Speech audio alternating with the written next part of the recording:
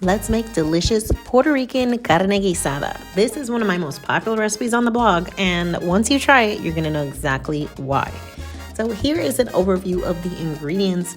We got a bunch of stuff here, y'all, so I'm not gonna go ahead and name all of it, but essentially, all you have to do is go to DelishD'Lites.com to get the full recipe, the measurements, all the details, and more. So don't stress yourself out about trying to write everything down right now. Just watch the video. Okay, so to get started, I'm going to first season my beef. I'm going to put it in a large mixing bowl and add my seasonings. Make sure to season your meat, please, because we don't need bland food, okay? So I'm going to make sure to season this, and then I'm going to sear the beef before we get into the whole stew situation. So I'm going to put some olive oil in my big Dutch oven, and I'm going to sear the meat in batches. You're probably going to have to do this in like 2 to 3 batches, depending on how much you're making. I did it in about 2. And so you just kind of want to get that nice brown coating on the outside of the meat. You're not trying to cook it right now. You're just trying to get some of this caramelized action that is going to add some delicious flavor to the stew. So once you've gone ahead and browned your meat, set it aside in a bowl, and we're going to start creating the sofrito mixture that is going to be the base of the stew.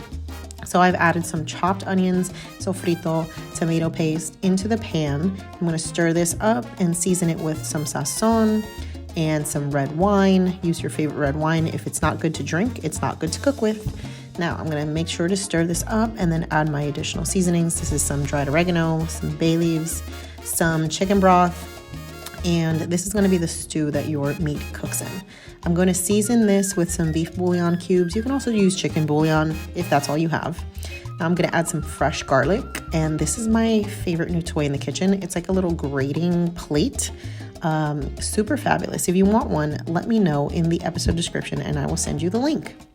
So I'm adding my grated garlic, the olives. Olives are such a big part of Puerto Rican cuisine. So if you don't like olives, I'm sorry, but not sorry. Okay, so once the mixture is boiling, I am going to add the beef back in as well as all the juices. And I'm going to cook this for about an hour until the meat starts getting tender, at which point I'm then going to add potatoes and carrots. I'm going to cook this for another 30 minutes or so, and after about an hour and a half, you're going to have the most delicious beef stew you've ever had in your life. I like adding a little splash of vinegar at the end to just give it a little kick.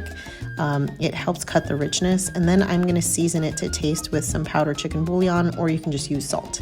And here you go, y'all. Delicious, authentic Puerto Rican carne guisada. Make sure to make extra. This is a great make-ahead meal. Enjoy.